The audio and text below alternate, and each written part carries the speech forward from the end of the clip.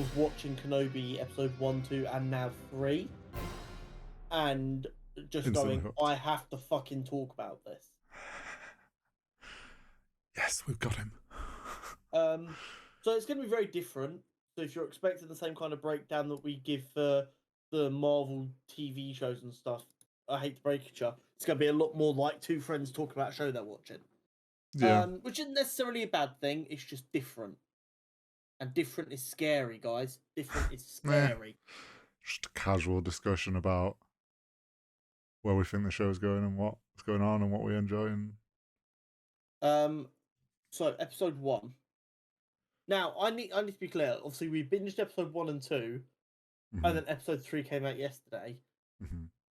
Spoilers for all 3, obviously. If you only watched like episode 1, it's probably not safe to listen to any of this because we might get the timeline confused a little bit and talk about stuff you haven't seen yet. Yeah, if you haven't seen all 3 episodes, don't risk it. It's probably too risky. Do you want to start, Harry? Sure. Straight off the bat, fucking love this show. I think they've done an excellent job with it. As they have done with pretty much every new Star Wars show they've been doing and all the new Star Wars stuff. But it's been really refreshing and kind of, I guess, slightly nostalgic, but like enjoyable in that sense of going back to Ewan McGregor's Obi-Wan and like that, going back to like that period of Star Wars, because we haven't, like, yes, we got the Rogue One film and we've had the animated series, but like we haven't really gone back to anything between episode 3 and episode 4. And to see 10 years on from the dreaded Order 66, like seeing a new perspective of Obi-Wan and where he's at mentally and the state of like the system and state of politically the state of things. It's a fun, but it's fun for like from a fan point of view to see this side of Star Wars again and a new kind of side of Star Wars that we didn't really get to see other than in the animated stuff, and even then it wasn't like super in depth. But overall, I'm loving it. I'm loving the cast and the characters, like where they're going with the story and how they started the story off with Obi keeping an eye on Luke, and then we got to see the flip side of that of Leia, young Leia, with her family, being the perfect young Leia. Like that child actress nailed it, as sassy as you would expect, and it felt like you were watching the like perfect young Leia. She did it perfectly, which just added a whole fun like level to, I think, the character. What like to see that side of Luke and Leia that we haven't seen before at all. What are your thoughts on Kenobi so far? Because I know you're enjoying it. I didn't know really what to expect from it. I knew that it was set in between 3 and 4. I wasn't quite sure on what kind of time jump we were getting, so I didn't know if it was going to be like straight after Order 66, like him on the run instantly or what. So my thoughts are pretty simply wow. I genuinely think this might be the best show on Disney Plus so far. Like I said, Book of Boba Fett, I haven't finished it yet, but I found it a little bit disengaging at times. The Marvel shows I'm hypercritical of compared to any Star Wars content anyway. But I'm enthralled with this show. It's amazing seeing Ewan McGregor come back, and the guy hasn't missed a beat. No. I completely agree with you that the young actress playing Leia is phenomenal. I did genuinely tear up a little bit. I think it's during episode 2 where her and Kenobi have a bit of back and forth, because it felt like I was watching like Carrie Fisher's granddaughter. Yeah. It was really, really beautifully done. I think the story is amazing. I think Vader is genuinely fucking terrifying. Yep. I love the way they've gone with Obi-Wan didn't know that he was still alive, followed by Obi-Wan's connection to the Force is severed, severely damaged, and he's old and rusty, and he's kind of accepted death. Yeah. I genuinely think if it wasn't for the fact that he's trying to protect Leia, if Vader would have just rocked up on Tatooine, I'm not even sure Obi-Wan would have fought back. Probably not. You're probably right in that. He seems really just dejected and given up. And bearing in mind, in episode 4, we know he's quite in good spirit almost. Yeah. I think they're very well aware of that. So I think by the end of this kind of show and that kind of last battle between Vader and Obi-Wan, I think we might get a little bit of our much beloved General Kenobi. Hello there. Kind of Obi-Wan. Like Obi-Wan to me always kind of had like the banter of like a Spider-Man-y type character. Yeah. Because Anakin being such an unruly Padawan meant he had to have a little bit of flexibility and banter to him. Otherwise, he was just going to get overrun by this kid. And while he clearly doesn't have that at the moment, I think looking for Leia and interactions with Leia are going to bring that back out of him.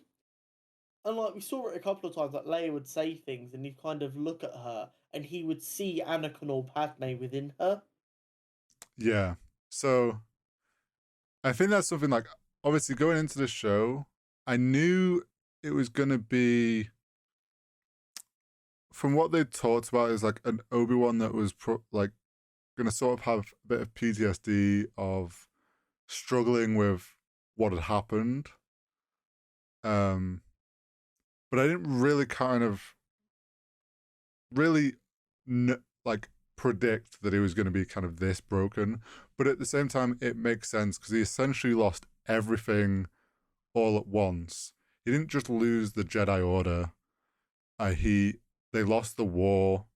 He lost his brother in Anakin, and he had to actually, what he thought in the moment was kill his brother, and that broke him, and he became a completely different man and disconnected himself. And I think, like you said, was more than happy, like he'd fully given up on the Jedi Order and that life, and was just ready to do his final kind of task of watching over Luke from a distance, and just do that till he'd pass. Exactly. And I think you're right in, like, with young Leia coming back, and that being having to go save her and get her home.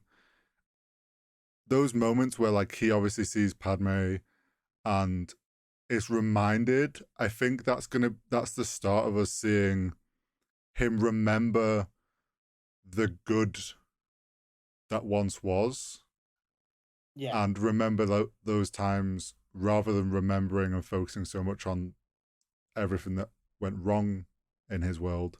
And I think we'll see him slowly return to the Obi-Wan, or Ben as we know him in episode 4, where he has like a more positive light on the Force and being a Jedi and stuff. I've always kind of been of the opinion that Leia is more like Anakin and Luke is more like Padme.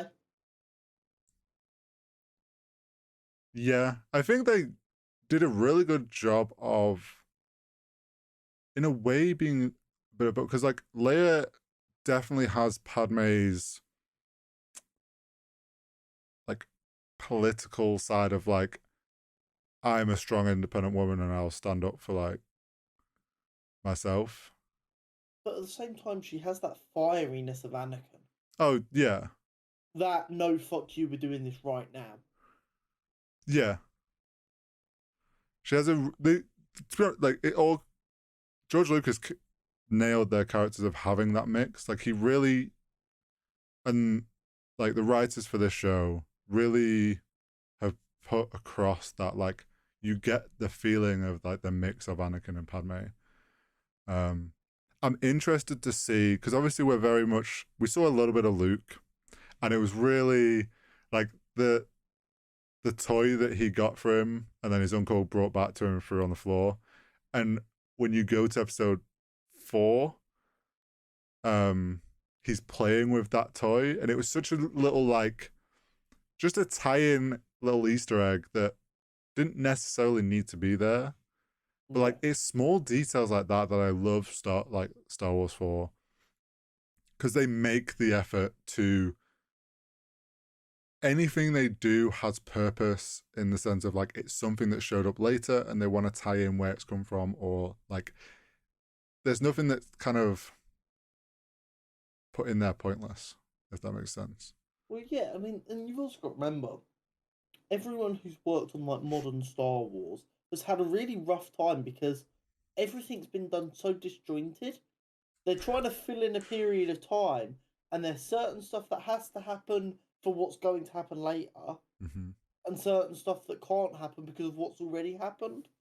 So, like, you'll get the little plot holes like, oh, why doesn't Leia instantly remember Ben Kenobi in episode 4 if he saved her as a child?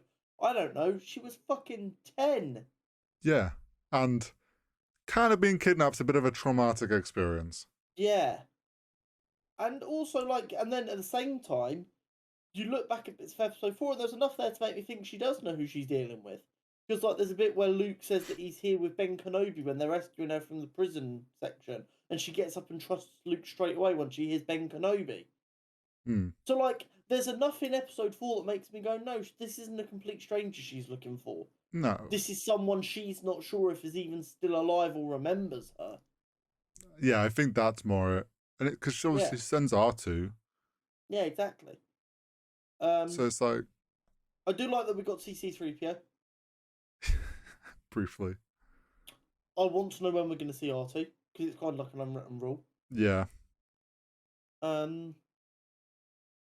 I wonder if, because I realized where I was going talking about layers, like we've got like young Leia at the moment. I wonder if we're going to see an episode or two more on like focused on young Luke, and kind of get that side of what's going on. Maybe later on when he returns back to watch over him. Maybe. Because there's obviously in like episode 4, Luke knows of Ben. Yeah. Old, I wonder if it's old Ben Kenobi over the way. Yeah. Yeah, it's like, so he knows of him. So at some point that like distant watching over him changes to someone that Luke knows. So something's got to change there.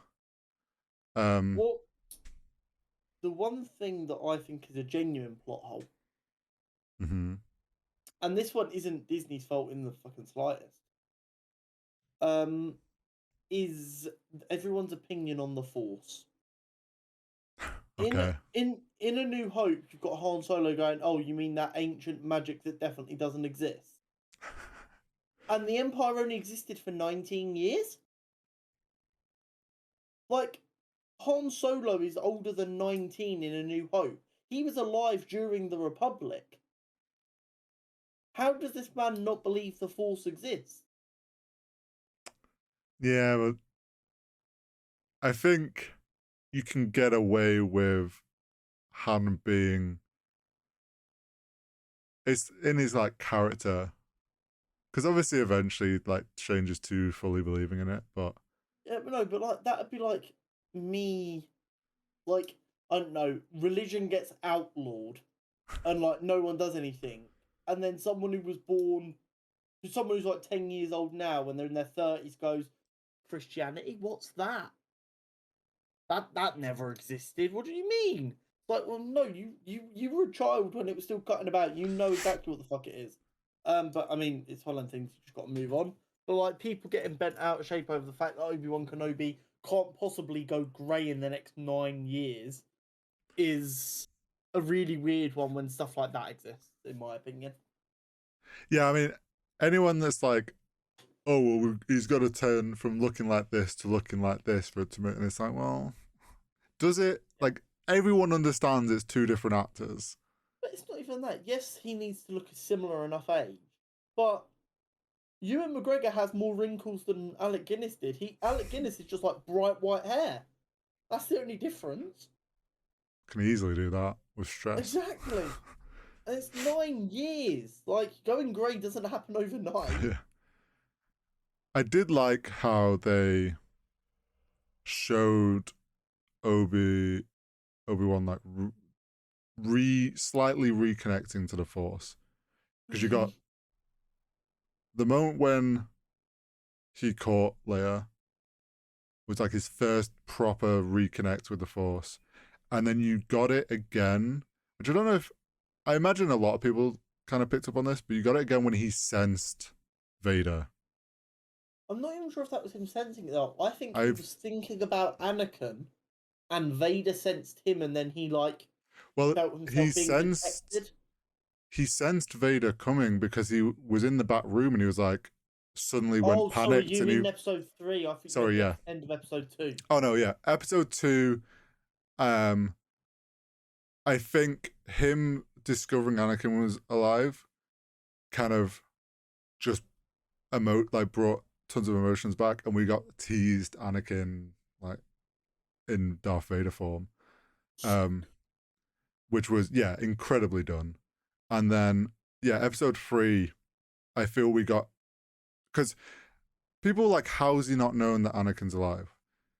If he's 40's killed Anakin, and then over 9-10 years he's completely disconnected himself from the Force, he's not going to get that sense of the dark side, a strong presence of dark side or anything anymore. Like, that's all gone. So he would never have sensed Vader becoming Vader and that strength of the dark side.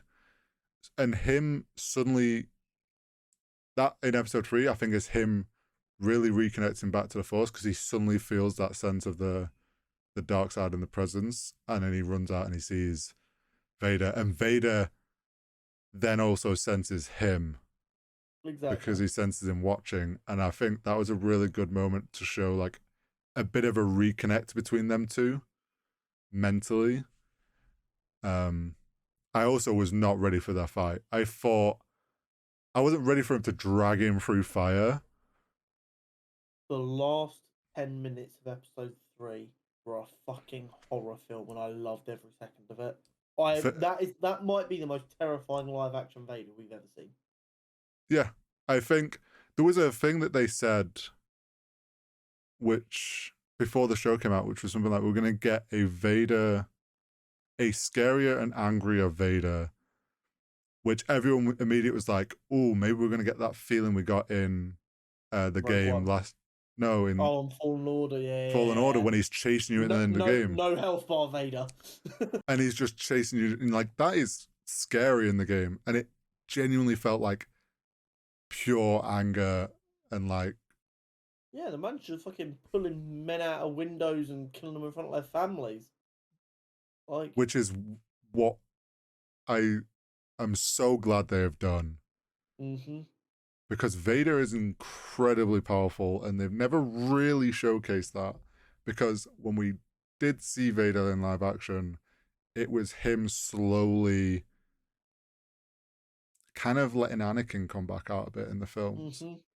So it's like he obviously gets going through that. So we're seeing like a raw Darth Vader at the moment. I think the problem is that everyone likes to think that because Vader does end up coming back and being Anakin at the end of episode 6, mm-hmm.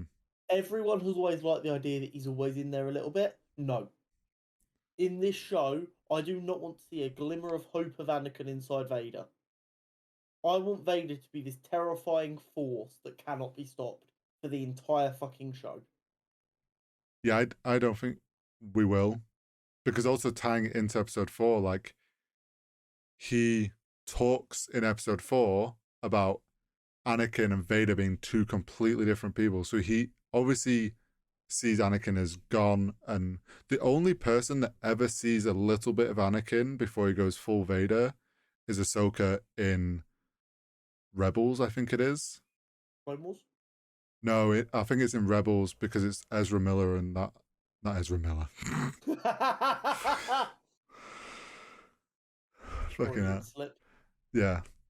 Ezra, and that fight, he appears and he's like, but like in Rebels, I think it's between, I don't actually know where it sits in the timeline for Obi-Wan.